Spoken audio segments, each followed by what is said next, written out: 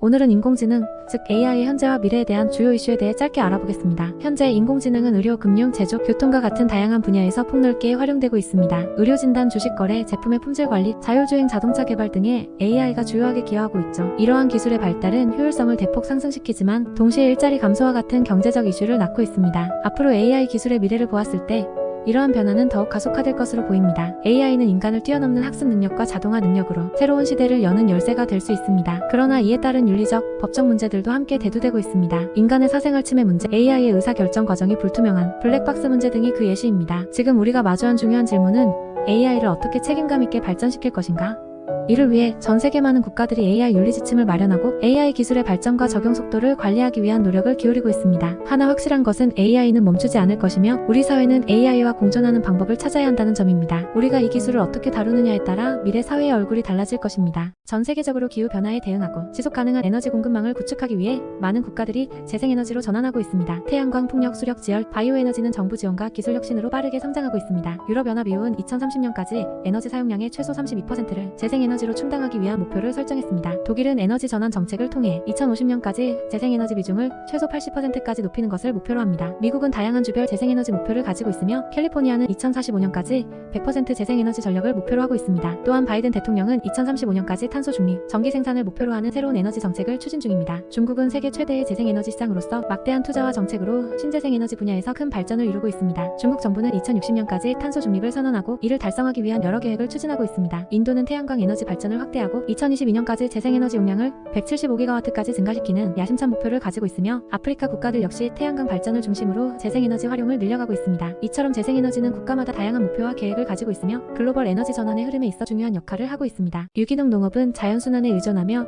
화학 비료나 합성 농약 사용을 지향합니다. 대신 자연 농법과 생물학적 방제를 통해 작물을 재배하는 지속 가능한 농업 방식입니다. 반면 전통적인 농법에서는 수확량을 늘리고 해충 및 질병을 통제하기 위해 유해 화학 농약을 사용하곤 합니다. 이러한 농약은 환경 오염과 생태계 교란을 일으킬 수 있으며 인간 건강에도 부정적인 영향을 끼칠 수 있습니다. 유기농 농장의 이점은 다음과 같습니다. 첫째, 환경 보호에 기여합니다. 자연과의 조화를 추구하며 땅과 수질 오염을 최소화합니다. 둘째, 생태계를 유지합니다. 농약에 의존하지 않아 유익한 생물을 보호합니다. 셋째, 유기농 제품은 여러 연구에 따르면 잔류 농약이 적어 건강에 더 안전할 수 있습니다. 이를 요약하면 유기농 농업은 환경에 덜 해롭고 건강에 이로운 대안을 제시하지만 비용이 더 들고 생산량이 적을 수 있다는 점을 이해해야 합니다. 반면 합성 농약을 사용한 농업은 즉각적으로 높은 수확량을 가져다주지만 환경과 건강에 장기적 부작용을 초래할 위험이 있습니다. 우리는 이 선택이 개인의 건강과 지구의 미래에 영향을 미친다는 것을 명심해야 합니다. 정보를 바탕으로 의식적인 소비 결정을 내려야 합니다. 안녕하십니까? 오늘은 마음의 건강을 지키고 스트레스를 관리하는 방법을 알아봅니다. 현대 사회에서 스트레스는 불가피한 현실입니다. 지속적인 스트레스는 우리의 신체 및 정신, 건강에 악영향을 끼치며 만성질환의 위험을 높일 수 있습니다. 스트레스 관리를 위한 첫 번째 전략은 규칙적인 운동입니다. 운동은 스트레스 해소 호르몬인 엔도르핀을 분비하여 기분을 개선하는 데 도움을 줍니다. 두 번째 방법은 충분한 수면입니다. 7에서 8시간의 적절한 수면은 스트레스를 관리하고 정신 건강을 유지하는 데 필수적입니다. 세 번째는 건강한 식습관을 유지하는 것입니다. 균형 잡힌 식단은 정신 건강에 좋으며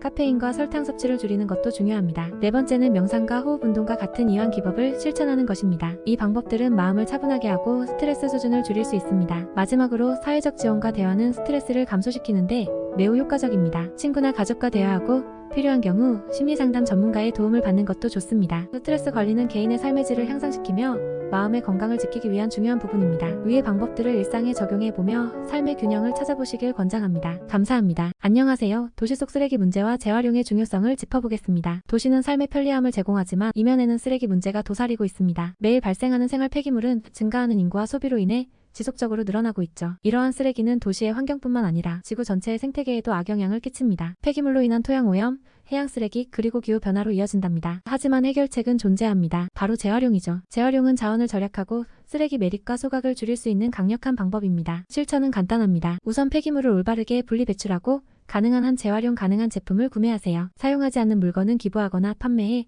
새로운 사용자를 찾아주세요. 각 개인의 작은 실천이 모여 도시의 쓰레기 문제를 해결하고 지속 가능한 미래로 나아갈 수 있는 발판을 마련합니다. 재활용은 선택이 아닌 필수입니다. 오늘 하루 지구를 위한 작은 변화부터 시작해보시는 건 어떨까요? 감사합니다. 전 세계 인구는 꾸준히 증가하고 있으며 이로 인해 식량 수요가 급증하고 있습니다. 예측에 따르면 2050년까지 약 90억 명이 세계 인구를 먹여 살리기 위해서는 현재보다 70% 많은 식량이 필요하다고 합니다. 이러한 도전에 직면하여 기후 변화는 농작물 수확량을 감소시키고 있습니다. 가뭄, 홍수와 같은 이상 기후는 농업 생산성에 악영향을 미치며 이는 식량 가격 상승으로 이어집니다. 우리가 직면한 또 다른 문제는 식량 낭비입니다. 세계적으로 생산된 식량의 약 3분의 1이 소비되지 못하고 폐기됩니다. 이는 식량 안보를 심각하게 위협하는 요소 중 하나입니다. 해결 방안으로는 다음과 같습니다. 1. 지속 가능한 농업 실천을 통해 농업 생산성을 높이면서도 환경에 대한 영향을 최소화하여야 합니다. 2. 혁신적인 농업 기술을 도입하여 작물 수확량을 증가시키고 식량 생산을 효율적으로 관리해야 합니다. 3. 식량 낭비를 줄이기 위한 정책을 실행하고 소비자의 인식을 개선하여야 합니다. 결론적으로 미래의 식량난은 지구적 차원에서 협력과 혁신을 통해 극복할 수 있습니다. 각국의 정부, 민간기업, 그리고 개인이 함께 노력해야 할 시점입니다. 지금이 바로 더 나은 내일을 위한 변화를 시작할 때입니다.